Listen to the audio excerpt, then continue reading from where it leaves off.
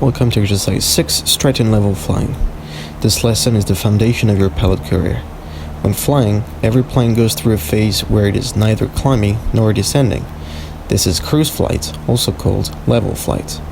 The other part will be on straight flight, which means we are not turning, either by reference to a visual point or by reference to the heading indicator.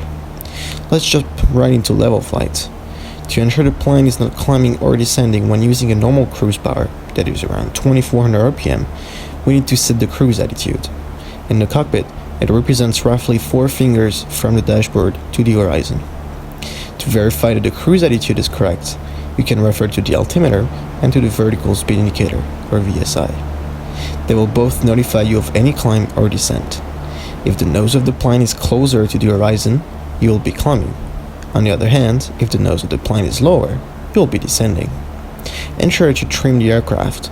Trimming will allow the plane to remain stable in relation to the horizon without the need to constantly apply any pressure on the controls. For instance, if you set the cruise attitude but the nose keeps coming up, you first need to gently push the nose back down to the desired attitude, and then trim, so you do not need to maintain any pressure on the elevator. Remember that the trim is not designed to fly the plane, that is, you have to correct first with the elevator, and then relieve the pressure by trimming, not the opposite.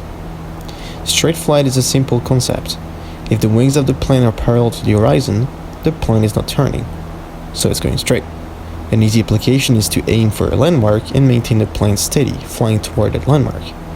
If the wings are slightly bent, you won't fly directly toward that landmark anymore. It can also be achieved with the heading indicator.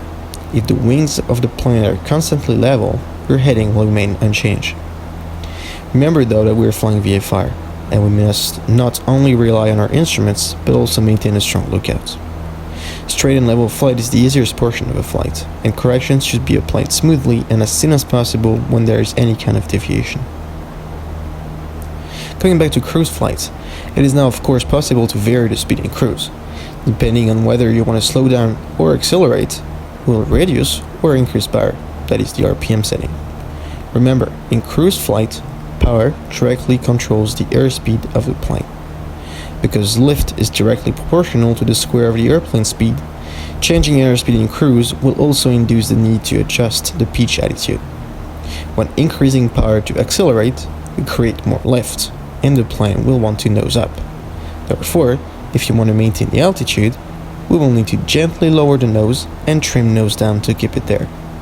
On the contrary, when reducing power to slow down, we create less lift and the plane will tend to nose down. You will then need to gently raise the nose and trim up to maintain the altitude. If you followed well, you will then understand why the faster we are cruising at, the more nose down the cruise attitude will be. On the contrary is also true. The slower the airspeed we are cruising at, the higher the nose will be to maintain level flight. Here's an example of a fast cruise attitude, a normal cruise attitude, and a slow cruise attitude. A rule of thumb for speed changes in cruise is that for every 100 RPM increase or decrease, it will lead to a 5 knots or 7 miles per hour increase or decrease. For instance, our plane here is cruising at 100 knots at 2400 RPM. If I want to slow down to 80 knots, I will need to reduce the power roughly to 2000 RPM. As the plane slows down, note how we need to adjust the cruise attitude to a more nose-up attitude in order to maintain the altitude.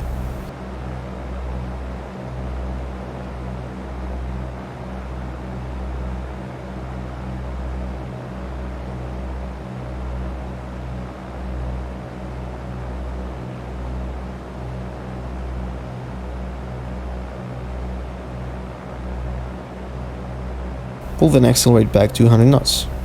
We therefore increase the RPM to roughly 2400 RPM.